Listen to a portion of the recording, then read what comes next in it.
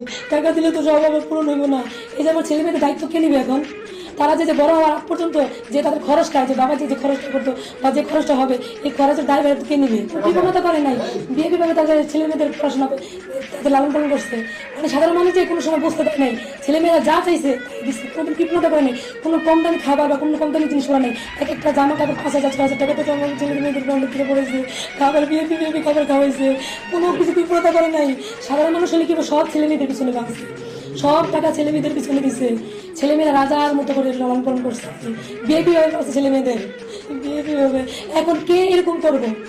আমার ছেলেমেয়েরা তো এখন কিছুই বোঝে না। ওনার তো সব ছিল আমার ছেলে মেয়েদের বিদেশে নিবে, তারা পড়াশোনা করাইবো, আমার মেয়ের চোখের চিকিৎসা করাইবো। এবং যে বড় মাদ্রাসা আছে ছেলে, তার বাবার অনেক ইচ্ছা ছিল ছেলে মাওলানা হবে, মাওলানা হাফেজ হবে, বড় মাদ্রাসা পড়াবে ছেলে মেয়েদের। এখন এটা কি হইব? সে তো না, এখন এটা কি হবে? আমি চাই এটার বিচার, এটা সুষ্ঠু বিচার চাই। এগুলো দিলে কি সব পূর্ণত হয়ে যাবে? এগুলো দিলে কি সব পূর্ণত হয়ে যাবে? আমরা চাই এটা ভালোভাবে তদন্ত, এটার বিচার, এবং আমার ছেলে মেয়েদের ড্রাইভার এটাকে নিবে। এটা কাগজ নিয়ে ব্যাগে, কাগজ এটা নিয়ে ব্যাগে নিয়ে যাচ্ছে। তারপরে ওই দরজার সামনে গিয়া প্রতিদিন থেকে কি ওই দরজার বাইরে সে যখন কাছে যেত জুতো পরতো, আর যে জুতোটা রাস্তা মশা করে যেত। কিন্তু সেদিন সেই দরজার সামনে থেকে উনি যদি বারবার খালি পায়ের বালুগুলো মুছতে, আর খালি কত বন্ধু এই পায়ের বালুগুলো মুছে জুতাটা পরে। আমি দরজা লাগিয়ে থেকে যেতে গিয়ে গিয়ে আমার হাজবেন্ড ওই জুতাই করতেছে, কিছুক্ষণ অপেক্ষা করতে কি সে জুতো পরে। হ্যাঁ, আমার তখন আমার মনে যাইতে চায় না, সেও মনে যেতে চাইছিল না, কিন্তু কি সে যেতে যেতেছে। আমার তখন মন যেতে চাইছিল না যে আমি দরজা আটকাই।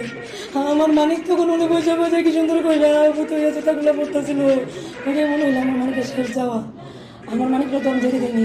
উনি একটু হয়তো বা আমার তো তার সাথে ফেসবুকে খবর না, আমি যখন সামনে আমার দেখালো, দেখলাম ইউটিউবে, তখন আমি দেখছি যে এই স্টোরিটা দেখছি। তার একটু মানে ব্যবসায়িক কাজ একটু নিয়েছিল, পেরেশানি ছিল, এবং তার টাকা পয়সা একটু নিয়েছিল, মানে একটু টেনশনে ছিল উনি।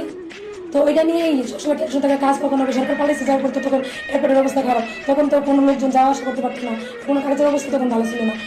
এই জন্য তিনি হতাশা করে যায় যে কীভাবে সংসার চলবো, কিছু এই কী বলবো, ঘর বাড়িতে 13,000 টাকা, এসির বিল তো আসে 8,000 টাকা, ছেলে তো কখনো এসি ছাড়া রাখি নাই। তখন তো এই টাকার বিল কে দিবে? এই প্যারেশানি করতে করতে শুধু বলছিল আমার সামনে বলেছিল, তুমি কোনো চিন্তা করে না, এই কাজটা হয়ে গেলে কাজ পাইছি, কাজটা সবাই আসে কিন্তু ওঠে না। কেন ওঠে না? এয়ারপোর্টের অবস্থা ভালো নাই জন্য ওঠে না। যদি এই কাজটা উঠে যায় তাহলে যা দেনাপানো আছে, যা আছে সব আমার পূর্ণ হয়ে যাবে।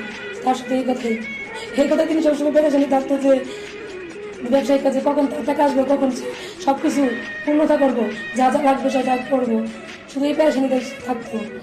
এখন তো সেটা তাহলে জিজ্ঞেস করতাম তুমি কেন পোস্ট করছো, তার মনের কথা তো এখন জানি না, কিন্তু সবসময় তো সে মানুষ নিয়ে থাকতো যে টেনশনে থাকতো কীভাবে সংসার চালাইবো, কীভাবে সংসার চালাইবো।